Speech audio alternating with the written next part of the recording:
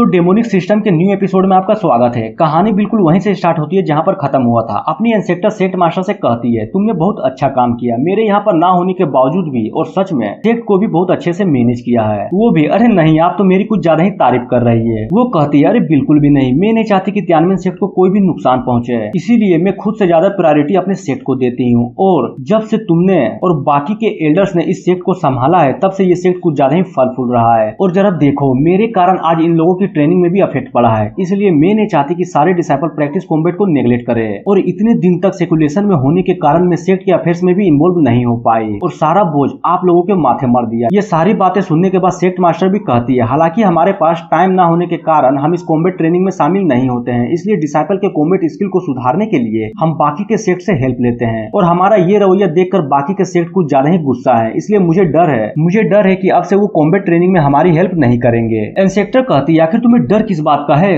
कोई भी powerful cultivators बहुत ही आसानी से मेरे ब्रेक थ्रू को सेंस कर सकता है, और मेरी पावर को फील करने के बाद किसकी हिम्मत है जो बोल सके। और तुम्हें चिंता करने की कोई भी जरूरत नहीं है, तुम बेफिक्र होकर सबको चैलेंज करो। अगर कोई भी सेक्ट में थोड़ी सी भी चूचा की तो मैं उसकी माँ बहन एक कर दूंगी। और ये सुनने के बाद सेक्ट मास्टर भी खुश। ठीक है, आपने जो भी कहा मैं समझ गई। और मनी मन सोचती है, मास्टर तो कुछ ज्यादा ही डोमिनेटिंग पर्सन है। तभी अपनी इंसेक्टर फेन को देखते हुए बताती है, और हाँ, इस कॉम्बैट ट्रेनिंग से फेन भी नहीं बच सकता। अगर कोई भी थर्ड जनरेशन का डिसाइपल फेन को हरा दिया तो वो अपनी प्रिंस की पोजीशन को खो देगा, और जिस डिसाइपल ने उसे हराया होगा ये प्रिंस का पोजीशन उसको दे दिया जाएगा, और मैं उसे अपना डायरेक्ट डिसाइपल बनाऊंगी। और ये सुनने के बाद लाल बालों वाली बोलती है, सच में ये तो कुछ ज्यादा ही इंटरेस्टिंग है। चेन मनी मन सोचता है, आखिर इंसेक्टर का मतलब क्या है? कहीं वो फेन को सबका टारगेट तो नहीं बना रही है ताकि सब लोग पोजीशन और डायरेक्ट डिसाइपल के चक्कर में कुछ ज्यादा ही ध्यान दे। तभी छोटी लड़की बोलती है, सोचती है, ब्रदर फेन, आपको चिंता करने की कोई भी जरूरत नहीं है। यहाँ पर सिर्फ एक ही प्रिंस है और वो आप हैं। मैं किसी को भी आपकी जगह लेने नहीं दूंगी। सीन चेंज होता है और हमें पवेलियन के अंदर का सीन दिखाया जाता है, जहाँ पर अपना मेन कैरेक्टर इन कांडों को सुनने के बाद टेबल पर अपना माथा फोड़े जा रहा था और बोलता है, आखिर क्यों?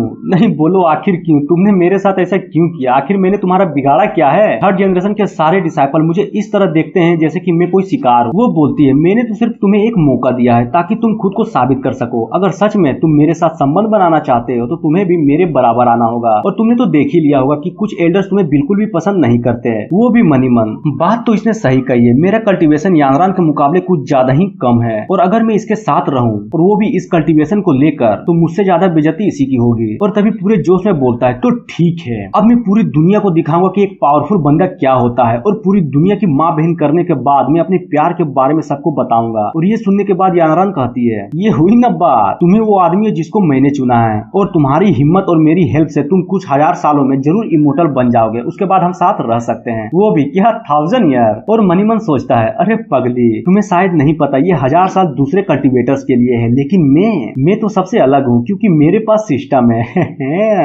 और पूरे जोश में बोलता है, बिल्कुल भी नहीं, मेरे जैसा इंसान, वो भी 1000 साल, ये कुछ ज्यादा ही है। तुम गौर से देखना, मैं सिर्फ 10 सालों में इमोर्टल रियल्म पर पहुंच जाऊंगा, और ये मेरा वादा है। और इसकी ये कॉन्फिडेंस को देखकर यांगरान भी चौंक जाती है और अपना मेन कैरेक्टर उसके बहुत करीब पहुंच जाता है, और ये देखकर वो भी शर्मा जाती है। वो बोलता है, सुनो, मैं कसम खाता हूँ, अगर मैंने इन 10 सालों में वो नहीं किया जो मैंने कहा है तो ये हेवन मेरी जान ले ले। पर उससे पहले क्या तुम मेरे लिए कुछ करना चाहोगी? वो भी लाइक, क्या? तो ठीक है, चलो अपनी आंखें बंद करो। और ये सुनकर वो भी हाँ में सर हिला देती है, और जैसे ही वो अपनी आंखें बंद करती है तभी अपना मेन कैरेक्टर उसे किस कर लेता है, और ये देखकर उसकी आंखें खुली की खुली रह जाती है। सीन चेंज होता है और हमें सेक्ट मास्टर और एल्डर्स को दिखाया जाता है जो कि कुछ डिस्कस कर रही थी। सेक्ट मास्टर बोलती है, तो ठीक है, हमारा प्लान बिल्कुल तैयार है, अगर किसी को भी दिक्कत नहीं है तो हम इसे फॉलो करेंगे, और यही हमारी इंसेक्टर की भी इच्छा है। तभी एक बुढ़ऊ बोलता है, जहाँ तक ट्रेनिंग मिशन की बात है मुझे उससे कोई भी लेना देना नहीं, लेकिन जहाँ तक रैंकिंग कंपटीशन की बात है तो हमारे डिसाइपल को कोई भी पसंद नहीं करता, ना ही राइटियस और ना ही डेमोनिक सेक्ट वाले। तो क्या इससे कोई दिक्कत तो नहीं होगी ना? वो बोलती है, अरे बिल्कुल भी नहीं, हमारा सेक्ट फ्यूचर के बारे में सोच रहा है, इसलिए कुछ बलिदान तो जरूरी है, इसलिए आपको ज्यादा सोचने की कोई भी जरूरत नहीं है। तो ठीक है, अगर इंसेक्टर ने जब बोल ही दिया है तो और भी ज्यादा बातें नहीं। तभी एक बूढ़ी एल्डर बोलती है, मुझे कुछ पता चला इसलिए मैं आपको बताना चाहती हूँ। जैसा कि हमारा सेक्ट टॉप 8 में पहुंच चुका है और बाकी के सातों सेक्ट हमारे साथ ट्रेनिंग कंपटीशन के लिए तैयार हैं, लेकिन क्यूम्यून सेक्ट और उसके फाउंडर जियांग के साथ हमारा सेक्ट का कुछ ज्यादा अच्छा संबंध नहीं है, इसलिए वो लोग कंपटीशन करने से इनकार कर दिए हैं। वो कहती है, हाँ ये बात तो तुमने सही कहा। तभी बूढ़ी एल्डर बताती है, लेकिन जियांग कुछ ज्यादा ही चालाक है, उसे पहले से ही पता है कि हमारी इंसेक्टर एम्परर रियलम पर पहुंच चुकी है, इसलिए वो इन मामलों को ज्यादा नहीं खींचने वाला। और उसने ये भी बोला है कि अगर तियानमेन सेक्ट का कोई भी डिसाइपल क्यूम्यून सेक्ट के तीनों होली सन्स को हरा दे तो मैं उस सेक्ट के लोगों को सीक्रेट रियल में जाने का मौका दूंगा। सेक्ट मास्टर भी लाइक इंटरेस्टिंग,